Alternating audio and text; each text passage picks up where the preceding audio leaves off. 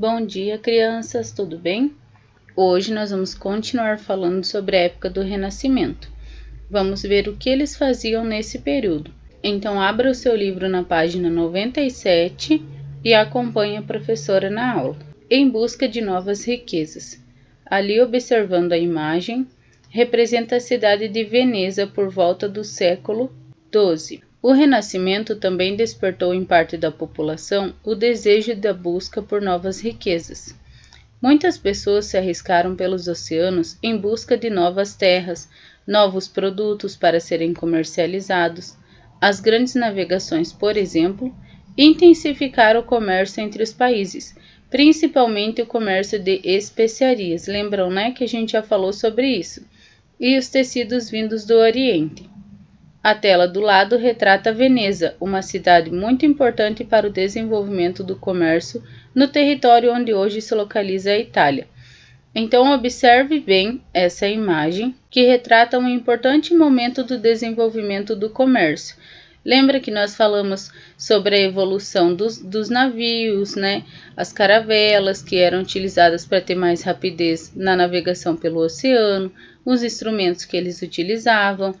Então, você vai observar essa imagem e vai responder as perguntas abaixo. Quais elementos você identifica na imagem? Casas, pessoas, navios? Tudo você vai anotar ali. Como você imagina que era o modo de vida das pessoas que moravam nessa cidade? Então, como você acha que eles sobreviviam? Como eles trabalhavam? O que eles faziam? Tudo o que você imaginar, você vai anotar aqui na número 2. Para que serve um porto? Converse com os seus colegas e elaborem juntos uma resposta. Em uma rápida pesquisa na internet, você vai conseguir responder essa pergunta. Olha ali. Um porto é uma área abrigada das ondas e correntes, localizados à beira do oceano, mar, lago ou rio, destinado à atracação de barcos e navios, com o pessoal e serviços necessários ao carregamento e descarregamento de carga ao estoque temporário. Então, é no porto onde chegam os materiais que são trazidos de fora, certo? Por isso que o porto é um local importante para o comércio. Então, você vai pesquisar, se você quiser pesquisar melhor, e você vai escrever o que você entende da importância do porto, para que ele serve. Na página 98 e 99, nós vamos ver uma linha do tempo. Você vai analisar essa linha do tempo, vendo todas as informações que tem lá e compreendendo a importância das navegações, a evolução do comércio. Analise bem as imagens e as observações para você entender como o comércio evoluiu ao longo do tempo. Vamos ver a primeira parte aqui. Lembram que os números romanos têm um significado, né? Então, a letrinha V seria o número 5 e os risquinhos seriam o número 1. Então, aqui nós teríamos o ano 8 a.C. Então, observe bem a imagem.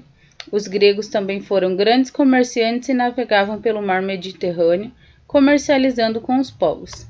Siga a setinha e vamos ver depois. Aqui está o 5 a.C. Observe bem a imagem lá no seu livro. Os fenícios, povo que viveu na região do Mediterrâneo, eram considerados importantes comerciantes na antiguidade. Vendiam azeite, cereais, vinho, pratos de ouro, garrafas de marfim, enfeite de prata e bronze, entre outros produtos. No século XII, a imagem representa o Festival de Kimin. Foi feita aproximadamente no século VIII e mostra a vida cotidiana do período. Observe bem a imagem no seu livro, não esqueça de ficar atento a todos os elementos. Na próxima página, o século XII ainda. A Rota da Seda foi uma das maiores vias de comércio que o mundo já viu. Ligava desde a China até a Europa, passando por diversos locais nos quais havia comerciantes vendendo e trocando produtos. E aqui no século XV, as grandes navegações são o maior símbolo da expansão dos mercados do século XV. Portugal, Holanda, Inglaterra e Espanha podem ser vistos como os grandes navegadores do período. Lembra que nós falamos da evolução das navegações? Esse período foi muito importante para o comércio também. Século XIX. O X vale 10, esse vale 1 e o outro X também vale 10. Só que como o risquinho está antes, a gente vai tirar 1 do próximo número, por isso fica século XIX, tá bom? A pintura de Rugendas, venda no Recife, de 1830, representa um armazém no nordeste do Brasil, no século XIX. Observem lá como funcionava o comércio naquela época aqui no Brasil. Finalizando a página 99, nós temos o século XX. Atualmente, no Brasil, as cidades oferecem à população lojas e supermercados que comercializam diversos produtos. Então, hoje, nós temos um comércio muito mais acessível, né? Na época dessa imagem, com certeza era muito mais difícil ter acesso aos alimentos e outros produtos. Hoje é muito mais acessível, muito mais fácil. Do escambo ao comércio de mercadorias. Em sua opinião, o comércio sempre existiu? Converse com seus colegas e registre suas ideias. Você não está com seus colegas, mas você tem a sua família aí. Converse com a sua família e veja a opinião de vocês. Vocês acham que sempre tiveram lojas como nós temos hoje, os mercados, tudo mais da forma que era hoje? Depois registre as ideias de vocês aqui no livro, tá bom? Na página 98. Antigamente, muito antes do início da comercialização de mercadorias, as pessoas não usavam dinheiro para obter os produtos que necessitavam. Lembram que nós conversamos sobre isso? Quando os seres humanos moravam em cavernas, eles usavam a pele de animais para se proteger e se alimentavam daquilo que caçavam ou pescavam. Com o passar do tempo, a quantidade de pessoas desse grupo aumentou e eles sentiram a necessidade de se instalar e morar em um lugar fixo. Assim formaram-se pequenas comunidades que, além de caçar e pescar, começaram a se dedicar à agricultura. Então, eles começaram a plantar também. Produzir ferramentas, armas e utensílios de barro para cozinhar, construir suas casas, entre outras atividades.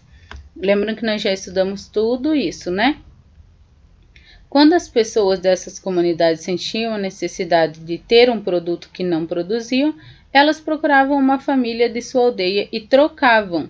Então, esse trocar é o escambo, tá bom, gente? Algo que produziam por aquilo que desejavam. Chamamos de escambo essa troca de produtos. O escambo ainda hoje é utilizado por comunidades que não possuem moeda, ou seja, dinheiro. No Brasil, ainda há algumas comunidades que praticam escambo. Por exemplo, algumas comunidades indígenas em que as famílias trocam alimentos que cultivam. Então, o escambo era a troca. Lembra que nós conversamos? Uma pessoa produzia determinada coisa e a outra pessoa tinha algum outro objeto ou material ou até mesmo animais que eles trabalhavam com essa produção. Então, o escambo foi uma das primeiras formas de fazer comércio e envolvia a troca direta de mercadorias. Logo, as pessoas trocavam suas produções para suprir as suas necessidades. Então, lembra que nós falamos que nessa época começou a aparecer a necessidade de ter o dinheiro, porque as pessoas precisavam fazer a troca e muitas vezes não precisavam daquele produto que a outra pessoa produzia. Então, foi nesse período que surgiu o comércio, a necessidade de ter um comércio. Atualmente, o nome dessa prática de trocas não chamamos mais de escambo, nós chamamos de permuta, a troca de serviços. Muitas empresas praticam permuta. Por exemplo, uma escola pode permutar o serviço de um eletricista para as tarefas de manutenção elétrica da escola, dando como contrapartida uma bolsa de estudos para o filho do eletricista. Então, isso acontece muito. Às vezes eu preciso de um serviço de uma pessoa e eu também posso prestar um serviço para ela. Então, nós fazemos essa troca. Embora ainda existam pessoas que realizam permuta, atualmente compramos a maior parte daquilo que consumimos. Chamamos de preço o valor pago pelas mercadorias. O preço de cada produto que compramos varia por causa de vários fatores. Por exemplo, disponibilidade na natureza, facilidade de produzir, entre outros. Observe as duas ilustrações abaixo. Então, aqui nós temos uma pessoa que está observando a árvore ali para colher maçãs. E aqui nós temos alguém escavando, porque ele quer chegar aonde? Lá nas joias. É um serviço bem mais difícil, né? Muito mais complicado para encontrar as joias, né? Teria que cavar bastante para chegar lá. Já essa pessoa aqui teria um trabalho um pouco mais fácil. Então, você vai observar as duas imagens e você vai dizer qual dessas você acha que seja mais cara. Você acha que é mais caro para eu comprar uma maçã ou para eu comprar uma joia? Por quê? Você vai registrar a sua resposta ali abaixo. Então, a maçã é muito mais fácil ser acessível, certo? Já as joias é um trabalho muito mais complicado, que exige mais tempo, exige mais força. Então, você vai registrar a sua resposta aqui na atividade número 2. Na página 102, um passo a mais. As feiras na Europa no período do Renascimento eram muito importantes. Nelas, a população podia encontrar uma variedade de produtos que supria suas necessidades e, às vezes, os seus desejos. Então, necessidade é aquilo que a gente precisa, né? Uma roupa, alimento, principalmente. Já desejos são coisas que talvez você não precise naquele momento, mas que você gostaria de ter. Então, essas feiras aconteciam 2 vezes no ano e duravam de 15 a 60 dias. Existia uma variedade muito grande de produtos: madeira, tecido, lã, objetos de barro, bronze, prata, ouro, especiarias, alimentos de diferentes tipos. As feiras existem até hoje, mas será que elas ainda oferecem os mesmos produtos do período renascentista? Vamos pesquisar. Então, agora você vai realizar uma pesquisa. Pode ser na internet ou você pode conversar com alguém aí da sua família que saiba essas informações. Existe alguma feira no seu município? Então, será que no nosso município existem ainda essas feirinhas que têm essa variedade de produto? Normalmente nas feirinhas os produtos são mais artesanais, né? Então são mais feitos à mão. A número 2. Com qual periodicidade elas acontecem? Então, de quanto em quanto tempo elas acontecem e quanto tempo elas duram, tá bom? Quais são os produtos nela comercializados? Qual é a qualidade dos produtos encontrados na feira do seu município? Explique a sua resposta.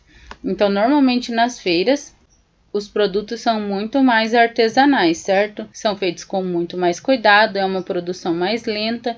Então, converse com a sua família ou com quem for te ajudar nessa pesquisa sobre isso e registre suas respostas na página 102.